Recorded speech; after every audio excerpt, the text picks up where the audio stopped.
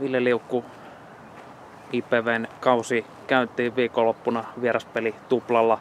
Perjantaina vastassa Ylivieska, lauantaina suuntana Kempele. Minkälaiset on Lukkarin mietteet tässä vaiheessa?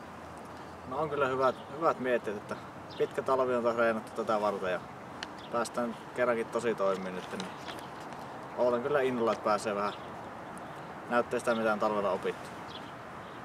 Ensi kaudesta on puhuttu muun muassa kaikkien aikojen ykköspesiskautena. Siellä on monta joukkuetta, jotka tähyää tuota sarjan nousua. 2 joukkuetta ainakin nousee, 3 on sarja nousua tarjolla. Minkälaisen mausteen tuo antaa, että monet joukkueet siellä on vahvistunut ja tosiaan kova kilpailu tulee niistä pudotuspelipaikoista. Totta kai monen joukkue nyt on paperilla on kova ja tosissaan superi vähän niin kuin avattiin niin sanotusti, että 3 joukkuetta voi nousta, niin vähän kilpavarustelua on ollut ja siihen lähdetään niin Retsien ryhmällä haastamaan ja pudotuspelin kautta sitä lähdetään hakemaan ja yritetään sitä kautta sitten saada niin IPV:lle sarja nousu.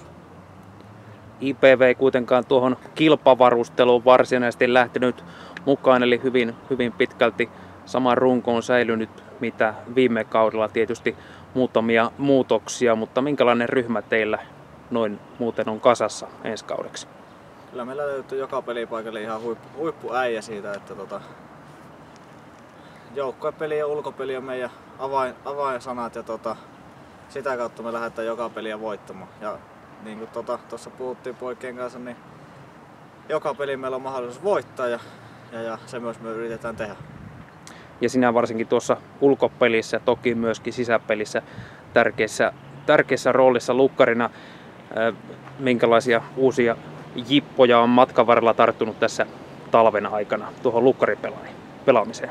No ei nyt varsinaisesti mitään jippoja, tai jos on, niin niitä ei paljasteta, mutta ihan omaa peruspeliä lähdetään kehittämään ja yritetään ottaa niitä seuraavia askelia tässä kesän aikana kohti niin ihan Suomen huippuun.